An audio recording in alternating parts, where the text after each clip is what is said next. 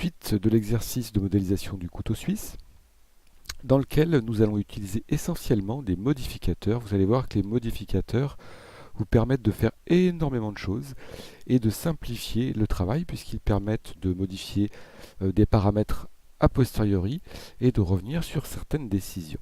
Donc nous allons commencer ici par ajouter un modificateur. Donc je sélectionne en mode objet ou en mode édition.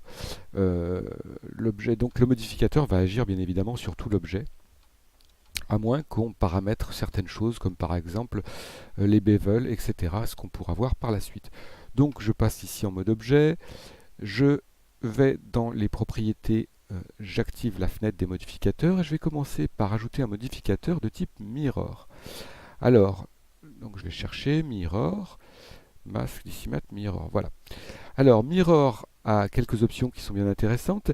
Ici le mirror se fait, on le voit dans les paramètres du modificateur sur l'axe X, mais on verra plus tard, il peut se faire aussi sur d'autres axes, donc on pourrait utiliser ce modificateur de façon horizontale, verticale ou en profondeur dans la scène. On peut aussi choisir un objet pour le centre de ce mirror. Ça peut être un objet dans la scène, un empty, ce qu'on veut. Pour l'instant, ça n'a pas une grande importance. Laissons les options telles qu'elles sont. Alors, comme vous l'avez remarqué, il y a un trou dans notre modélisation. Alors, pour ce faire, nous allons sélectionner les deux points centraux, ici, et venir les déplacer le long de cet axe X. Alors, petit problème, vous l'avez remarqué, je vais passer en mode de visualisation filaire, wireframe. Vous l'avez remarqué, il y a un chevauchement qui s'opère ici. C'est absolument mauvais pour une modélisation. Afin d'éviter ce chevauchement, je vais ici sélectionner l'option clipping. Clipping qui va empêcher, lorsque je vais me déplacer, empêcher mes points. Vous allez le voir, en essayant de les déplacer, ça va venir coller les points à l'axe central.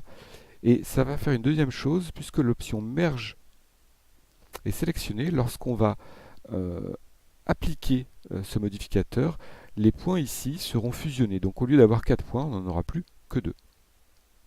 Voilà, donc option bien pratique. Donc ça, c'est une première chose.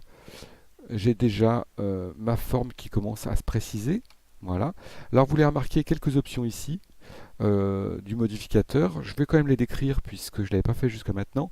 Le petit appareil photo qui détermine si le modificateur sera visible au rendu. L'œil qui détermine s'il sera visible, on va le voir ici, en mode objet.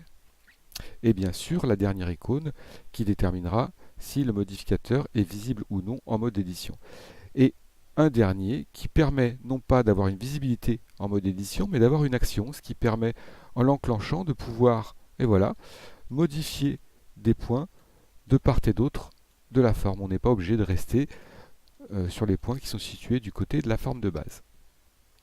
Je vais maintenant ajouter un autre modificateur qui va me permettre cette fois-ci de donner de l'épaisseur à ma forme, parce que vous l'avez vu, la face n'a aucune épaisseur. Donc je vais choisir cette fois-ci un modificateur de type Solidify. Voilà. Alors Solidify permet de donner de l'épaisseur à une face. Donc vous l'avez vu, on commence à avoir une légère épaisseur ici. Je vais fermer momentanément Mirror. Et le paramètre Thickness va vous permettre de donner un peu d'épaisseur, ce qui va déterminer l'épaisseur de cette petite portion de notre couteau suisse. Alors vous l'avez remarqué, le paramètre Thickness agit et l'ensemble des points est déplacé, voilà, vers le bas. En fait, ce paramètre, pour s'activer, détermine le sens, enfin, se sert du sens des normales de la face. Alors, je vais repasser en mode affichage solide, sélectionner une face, et si on veut changer le sens du paramètre Thickness, on a deux solutions. Soit on change le sens des normales de la face, donc on peut, pour cela, on est en mode édition, on va aller chercher le menu W spécial, encore une fois, le menu que vous trouvez dans le petit PDF que je vous ai donné au début de l'année, qu'on a déjà utilisé. Donc le menu W spécial qui permet d'activer un paramètre qui s'appelle Flip Normal et qui permet d'inverser les normales.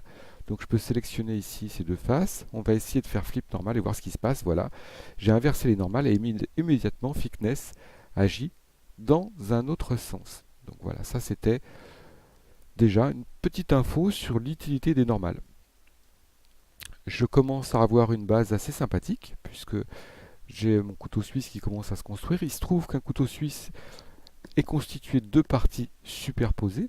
Il va donc falloir que je crée la partie située en dessous, et pour cela, je vais bien sûr utiliser un autre modificateur de type mirror. Voilà.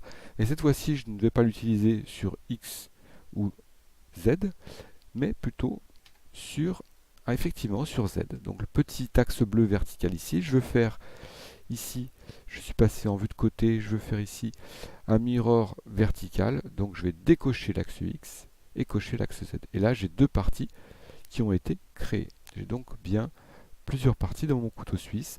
Les parties gauche et droite, si je me mets en vue de dessus, et si je me mets en vue de face, les parties haut et bas. Le seul problème, c'est que ces parties se touchent, donc ça, c'est pas ce qu'on souhaite faire. Alors pour éviter le problème, je vais passer en mode édition. Donc j'y étais en mode édition, mode sélection de points. Je vais sélectionner tous mes points, donc touche A du clavier. Je vais basculer en vue de face ou en vue de côté et utiliser ici